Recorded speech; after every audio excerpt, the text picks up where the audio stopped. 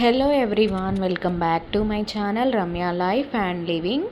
అందరూ ఎలా ఉన్నారు? నేనైతే చాలా బాగున్నాను. సో ఇవాల్టి వీడియో వచ్చేసి కొర్రమీను చేపల పులుసు అన్నమాట. పర్ఫెక్ట్గా ఆంధ్ర స్టైల్లో ప్రిపేర్ చేస్తున్నాను. సో స్టార్టింగ్ నుంచి ఎండింగ్ వరకు అయితే కంపల్సరీగా స్కిప్ చేయకుండా చూడండి. సో పర్ఫెక్ట్గా కలర్ కానీ టేస్ట్ కానీ పర్ఫెక్ట్గా వస్తుంది. సో ముందుగా ఫిష్ తీసుకొని దాన్ని మంచిగా సాల్ట్తో క్లీన్ చేసుకోవాలి. తర్వాత మొత్తం పూర్తిగా మంచిగా క్లీన్ చేసుకున్న తర్వాత దాంట్లో కొంచెం పసుపు కారం వేసేసి ఇలా ముక్కలకంతా పట్టించాలి. ఇలా పట్టించి 1 అవర్ కానీ హాఫ్ అన్ అవర్, మనకి టైం లేదు అనుకుంటే హాఫ్ అన్ అవర్ వరకు ఉంచుకోండి, లేదా టైం ఉంది అనుకుంటే 1 అవర్ వరకు ఇలా ముక్కలకంతా పట్టించి పక్కన పెట్టేసుకోండి. ఇలా పక్కన పెడితే ఏంటంటే ఆ కారం పసుపు అనేది ముక్కలకి పట్టి మంచిగా ఉంటుందన్నమాట. ముక్కలు అనేవి కారం అనేది ముక్కలకి బాగా పడుతుంది. సో ఇలా కలిపి నేనైతే పక్కన పెట్టుకున్నాను. ఒక 1 అవర్ వరకు మూత పెట్టేసి పక్కన పెట్టేసుకున్నాను. అంతలోపు నేను ఇక్కడ మసాలా ప్రిపేర్ చేస్తున్నాను. 1 స్పూన్ జీలకర్ర, ఇంకొక స్పూన్ ధనియాలు, ఇంకొక హాఫ్ స్పూన్ వరకు మెంతులు వేశాను. ముందుగా ఆ 3 మిక్సీ చేసుకున్నాను.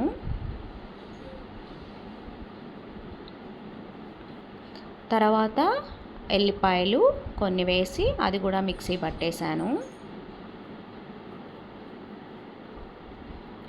ఫైన్ పౌడర్ లాగా మిక్సీ పట్టుకున్నాను ఇక్కడ. తర్వాత అదంతా ఒక బౌల్లోకి తీసుకొని పక్కన పెట్టేసుకోవాలి. తర్వాత కొంచెం చింతపండు తీసుకొని దాన్ని కొంచెం వాష్ చేసుకొని దాంట్లో వాటర్ పోసుకొని నానబెట్టుతున్నాను.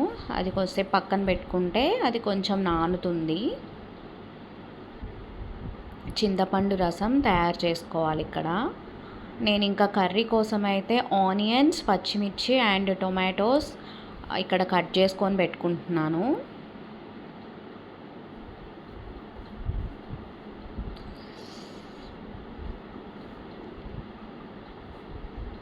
మీలో ఎంతమందికి వెజిటేబుల్స్ కట్ చేయడం అంటే ఇష్టం? కామెంట్ సెక్షన్లో కామెంట్ చేయండి. నాకైతే ఇక్కడ వెజిటేబుల్స్ కట్ చేయడం అంటే ఇష్టం, చాలా ఇష్టం. కర్రీ చేయడం కంటే ఇలా వెజిటేబుల్స్ అన్నీ మంచిగా కట్ చేసి పెట్టడం చాలా ఇష్టం. సో నేనైతే ఇలా కట్ చేసుకొని పెట్టుకున్నాను.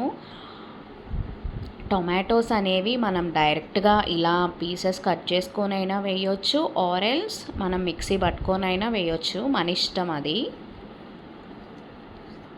సో నేనైతే ఇక్కడ కట్ చేసి మిక్సీ పట్టుకున్నాను. మిక్సీ పట్టేసి పేస్ట్ వేసాను అనమాట దాంట్లో.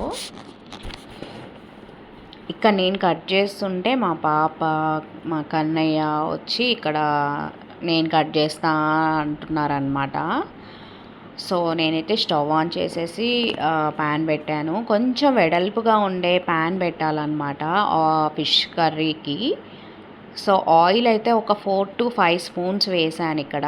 ఆయిల్ హీట్ అయిన తర్వాత మనం కట్ చేసుకొని పెట్టుకున్నాం కదా ఆనియన్స్, పచ్చిమిర్చి అందులో వేసేసి కొంచెం ఫ్రై అవ్వనివ్వాలి. ఆనియన్స్ అనేవి కొంచెం కలర్ చేంజ్ అవ్వాలి అండ్ పచ్చిమిర్చి కూడా కొంచెం ఫ్రై అవ్వాలి ఆయిల్లో. ఆ 2 ఆయిల్లో ఫ్రై అయితే తర్వాత కొంచెం కరివేపాకు కూడా అందులో వేసేసి ఫ్రై అవ్వాలి. తర్వాత మనం ముందుగా మిక్సీ పట్టుకున్నాం కదా మసాలా, అది కూడా అందులో వేసేసి బాగా మిక్స్ చేసుకోవాలి.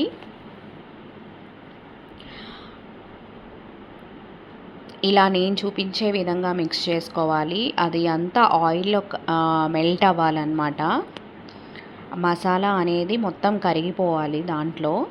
తర్వాత నేను టొమాటోస్ కట్ చేసుకొని పెట్టుకున్నాను కదా, అది కూడా పేస్ట్ లాగా చేసేసి అందులో వేసేసాను.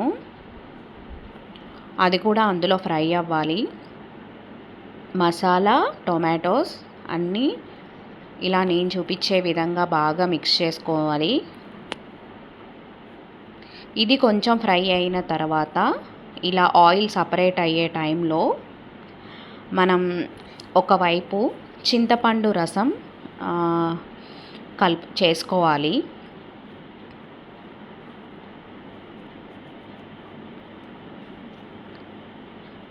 నేనైతే ఇక్కడ చింతపండు ఇలా రసం చేస్తున్నాను.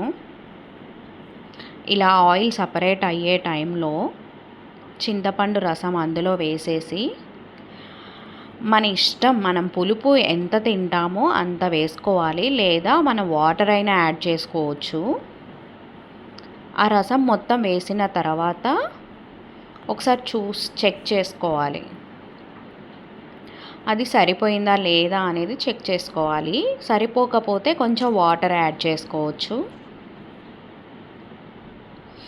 సో ఇక్కడైతే మొత్తం అది కొంచెం ఉడకనివ్వాలన్నమాట. అది మొత్తం ఆ రసం కూడా అందులో వేసేసిన తర్వాత కొన్ని వాటర్ యాడ్ చేసుకొని అది ఉడికిన తర్వాత మనం ముందుగా ఇలా పెట్టుకున్నాం కదా కలిపి, ఆ ఫిష్ పీసెస్ కూడా అందులో వేసేయాలి. సో ఒక్కొక్క పీస్ తీసుకుంటూ అందులో వేయాలి, మొత్తం ఒకేసారి వేయకూడదు, సపరేట్గా వేయాలన్నమాట. ఇలా వేసిన తర్వాత మనం గంటెతో కలపకూడదు. ఇలా నేను చూపించే విధంగా గిన్నెను పట్టుకొని ఇలా చుట్టూ తిప్పాలన్నమాట. సో గంటెతో తిప్పితే ఏంటి అంటే ఆ ముక్కలు అనేవి చితికిపోతాయి. సో ఇలా కలపాలి. ఆ రసం అనేది ఆ ముక్కలలో మొత్తం కలిసేలా కలపాలి.